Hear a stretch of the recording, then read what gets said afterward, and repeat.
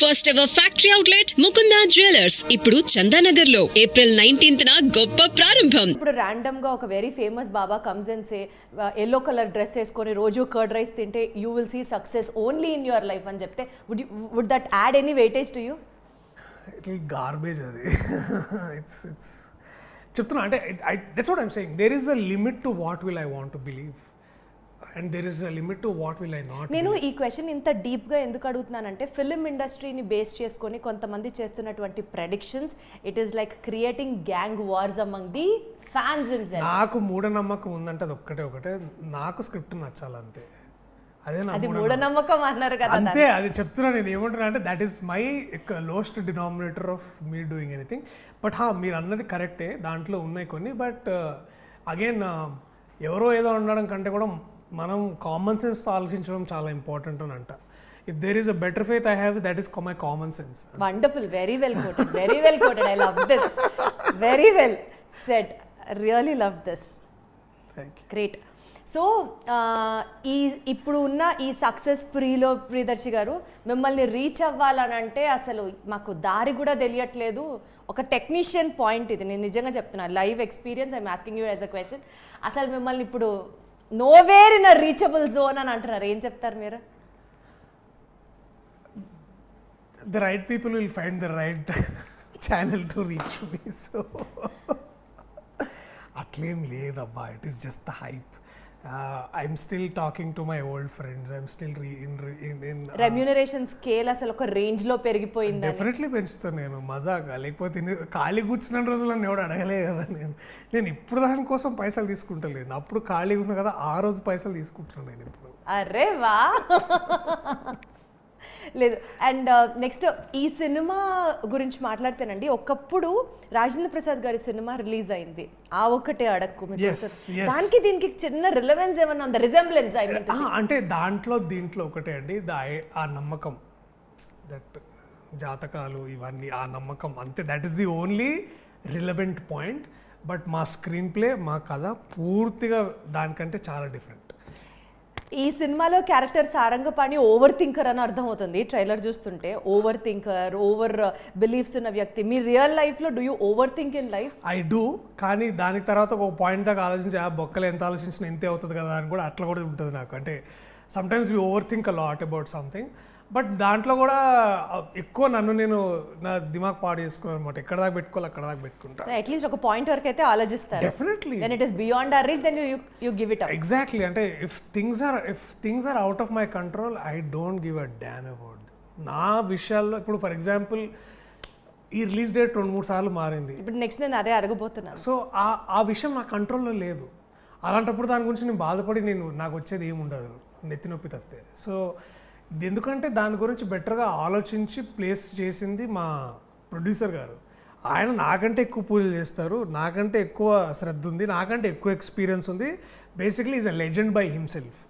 So అలాంటి వ్యక్తి ఇన్ని ప్లాన్ చేస్తున్నాడు అంటే అది ఐ షుడ్ జస్ట్. కానీ ఎందుకు అన్నిసార్లు పోస్ట్పోన్ అయింది రిలీజ్ డేట్? ఫస్ట్ టైం అయితే it's clearly it is purely Pushpa wave అది. ఎందుకంటే మేము పుష్ప 3వ తారీఖు 5వ తారీఖు రిలీజ్, కానీ కొంచెం ముందు నుంచి ఆ బజ్ రావడము, and it went like a block buster hit in the country. And ఆ టైంలో మాది 28th రిలీజ్ ఉంది, వచ్చినా కూడా పెద్ద ఇది ఉండదు అనుకున్నాం. January we can't come. ఇక జనవరి టైంలో సార్ ఏమన్నారంటే, sir good comedies are always best వేసవికాలం, హాలిడే టైంలో. ఎందుకు అంటే ఇట్స్ అ క్లీన్ కామెడీ, చిన్నపిల్లలు పెద్దవాళ్ళు అందరూ కలిసి చూడొచ్చు. సో ఫిబ్రవరి మార్చ్ ఎలాగో అందరికీ హెవీగా ఎగ్జామ్స్ ఉంటాయి, అవి ఉంటాయి అని అనుకున్న తర్వాత, అండ్ మార్చ్లో కూడా ఒక ఉండింది, కానీ దెన్ మార్చ్లో కోర్ట్ వస్తుంది, ఎమ్మటెమ్మటే మళ్ళీ బాగోదని, అండ్ దెన్ ఏప్రిల్ అట్లా. So all of this calculations were made. And also ఇవన్నీ ఏంటంటే ఇండస్ట్రీలో ఉన్న డిస్ట్రిబ్యూటర్స్, ఎగ్జిబిటర్స్, ప్రొడ్యూసర్స్ కూడా ఈ నిర్ణయానికి హెల్ప్ చేశారు కృష్ణప్రసాద్ గారికి. సో అట్లా we arrive to this particular date. అంటే it's a collective decision, not that because ఏదో ఒక ప్రాబ్లం వచ్చి పోస్ట్పోన్ చేసింది కాదు. Frankly speaking we were ready. ఇప్పుడు December 20th రిలీజ్ చేయాలంటే మేము డిసెంబర్లోనే సినిమాతో రెడీగా ఉంటాం కదా. డిసెంబర్లోనే రెడీగా ఉన్నాం మేము సినిమాతోటి. అండ్ ఆ తర్వాత మేము అసలు డబ్బింగ్ కూడా చేయలేదు. మేము we are all that ready. We were just taking right time for the right amount of theatres. And మాలాంటి సినిమాలకి release date is very important. గుంపులో రావడం కంటే కూడా ఓన్లీ 1 or 2 సినిమాస్ మధ్యలో వస్తే ఏంటంటే we have even play ground for all of us. That's the thing.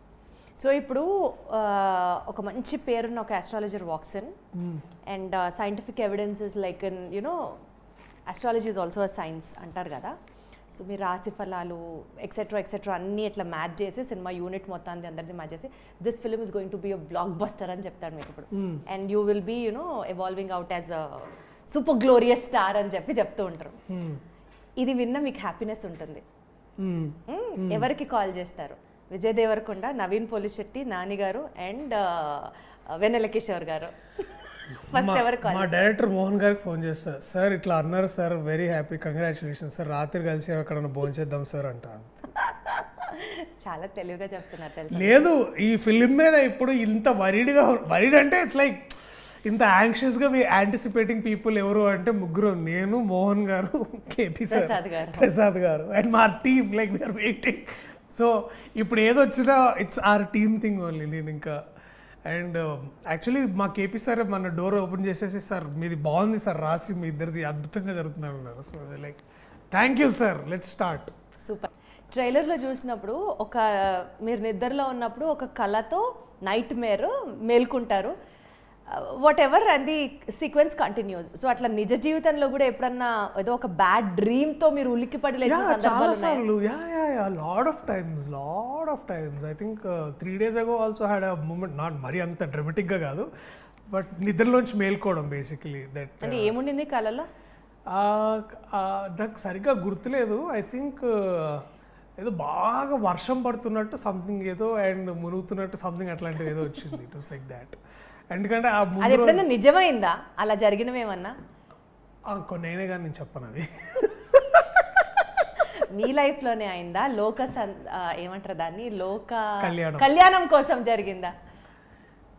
అంత సీన్ లోక కళ్యాణం చింతగా అట్లేం లేదు. నాకు వ్యక్తిగతంగా I had good dreams and then it became true. Like I remember I had a long dream of meeting Prakash Raj garu ఒకసారి. ఇట్లా that happened and it happened beautifully. So ఇట్లా ఉన్నాయి, ఇట్లాంటివి ఉన్నాయిలేండి. సినిమాకి సంబంధించి ఉన్నాయి, పర్సనల్ లైఫ్లో సంబంధించినవి చాలా. సరే, బ్యాడ్ మాట్లాడుకోవద్దు. గుడ్ ఒకటి ప్రకాష్ రాజ్ గారిని కలవడం, ఇంకా ఇంకా ఇంకా మేబీ టక్కని గుర్తు రాకపోవచ్చు కదా. అంటే అదే కదా, that dreams are also like that. ఇట్లా వచ్చి ఇట్లా వెళ్ళిపోతూ ఉంటాయి. సో ఐ థింక్ నాకు ఫారెన్ వెళ్తానని బాగా ఉండింది అనమాట. ఐ థింక్ అట్లా నేను దట్ డ్రీమ్, నేను ఒకసారి లండన్ వెళ్ళి అక్కడ అప్పుడు మా నాన్న వాళ్ళ ఫ్రెండ్స్ కొంతమంది లండన్ నుంచి వచ్చారు. ఆ కళ వచ్చింది నాకు. అండ్ దెన్ ఆ కళ వచ్చిన 1 yearకి నేను I was in London shooting for తొలి ప్రేమ. సో అట్లాంటి కొన్ని సో కళ్ళు వచ్చిన నిజాలు అవుతున్నాయి అన్నమాట. అంటే basically or maybe I am working towards that to make it happen. అదొకటి మీరు you always add it, I know. ఈ సినిమా మ్యూజిక్ గురించి మాట్లాడితే వివేక్ సాగర్స్ గారి మ్యూజిక్ అబ్సల్యూట్గా సినిమా ఫ్లేవర్కి సింక్ అయింది అన్నట్లుగా. లైక్ ఫర్ ఎగ్జాంపుల్ సారంగో సారంగా సాంగ్ కానివ్వండి, సంచారి పాట కానివ్వండి.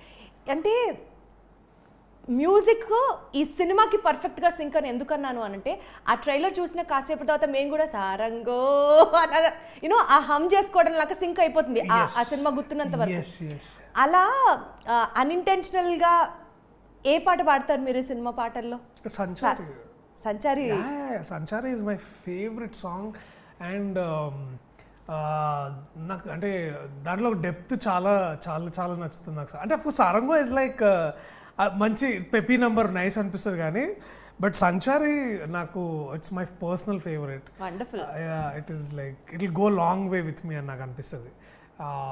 అదేమో విన్న ఎమ్మటే నేను ఆ మ్యూజిక్ ఓపెనింగ్ మ్యూజిక్ అన్న Vivek this is going to be killer man అనుకున్నాం. చాలా బాగుంది that song. Sanchari is my favourite. And also shooting for Sanchari was very nice అనమాట. అంటే we had Dinesh master doing all the songs for us. Sanchari was like wow. Auspicious టైమింగ్స్ని maintain చేస్తూ ప్రతిదానికి ముహూర్తాలు చూసుకుంటూ మేబీ జాతకం పట్ల ఎక్కువ ఇంట్రెస్ట్ ఉన్న ఒక వ్యక్తి ఎలా ఉంటాడు అన్నది సారంగపాణి జాతకంలో మీ క్యారెక్టర్ పోర్ట్రేట్ చేసే విషయం. నిజ జీవితంలో do you also believe in those timings? ఈ టైంకి లేవాలి, నల్ల పిల్లి ఎదురవ్వకూడదు, నథింగ్ లైక్ దట్. అసలు మీకు ఎలాంటి sentiments, rituals, practices? I have sentiments అండి, ఐ హావ్ సెంటిమెంట్స్. బట్ నేను ఏమంటున్నా అంటే లైక్ ఫర్ ఎగ్జాంపుల్ ఇందాక పెళ్లి దాటింది అంటారు కదా, దాని పని అది పోతూ నేను నా పని మీద పోతున్నా అన్నట్టు ఫీల్ అవుతుంది. ఎదురైనప్పుడు శవం ఎదురు రాకూడదు టైప్స్లో. ఇట్స్ నేను ఏమంటా అంటే నాకు ఒక I remember one of my therapist once was saying that the more I give in time and thought for negative energy, it is more possible that that is going to happen. To you. That's This is some laws of the nature. it's called the Murphy's law. Yeah. Correct. So the Murphy's law is basically ఇది it's most likely మీరు చెడ్డదేదో negative ఎనర్జీకి మీరు ఎక్కువ దాని మీద thought ఇచ్చి time గడిపితే అది డెఫినెట్లీ అయ్యే ఛాన్సెస్ ఎక్కువ ఉంటాయని దాని అర్థం. సో చాలా ఎక్కువసార్లు అంటే నాకు బాగా గుర్తు, ఫర్ ఎగ్జాంపుల్ లెట్సే నాకు ఇంకా మా అమ్మ అప్పుడప్పుడు ఇట్లా అమ్మ కాదులే కానీ ఐ థింక్ ఒకసారి కెమెరా ముందు పూజ చేస్తున్నప్పుడు తుమ్మినా ఒకసారి. అయ్యో సార్ మీరు తుమ్మారా, ఏం కాదు తుమ్మితేమే తుమ్మిన మళ్ళీ పోయి షార్ట్ చేసుకుంటాం అంతే కదా. So it's like that,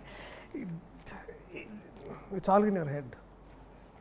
Darsi garu, మీరు ఒకవేళ యాక్టర్ అయి ఉండకపోతే మీరు ఒక లైఫ్ కోచ్ కోర్స్ ఏమైనా చేశారా? అదే ఇదే వద్దనేది చాలు, ఇప్పుడు మీరు ఎక్కిస్తున్నారు నన్ను. లేదు, నేను సీరియస్ గా అడుగుతాను. మర్ఫీస్ లా గురించి నాకు తెలిసి చాలా కొద్ది మందికే తెలుసు దర్శి గారు. నేను కూడా ఇది ఇన్స్టాగ్రామ్లో చదివి నేర్చుకున్నాను. యాక్చువల్లీ స్పీకింగ్ నాకు ఇది ఎప్పుడు అనిపించింది అంటే, నేను ఇంటర్స్టెల్లార్లో మర్ఫీస్ లా గురించి మాట్లాడతారు, తర్వాత అది ఇన్స్టాగ్రామ్లో ఎవరో దాన్ని క్లియర్గా ఎక్స్ప్లెయిన్ చేస్తే అప్పుడు నేను నేర్చుకున్నాను అనమాట. నేను I'm learning average general public ఎట్లా నేర్చుకుంటారో విషయాలు సంగతులు నేను కూడా అట్లనే నేర్చుకుంటా. దీని వెనకాల దేర్ ఇస్ నథింగ్ లైక్ నేను రోజు చాట్ జీపీటీ ముందు కూర్చొని నేను ఆన్సర్లు క్వశ్చన్లు ఏం చేయలేదు. It's like that.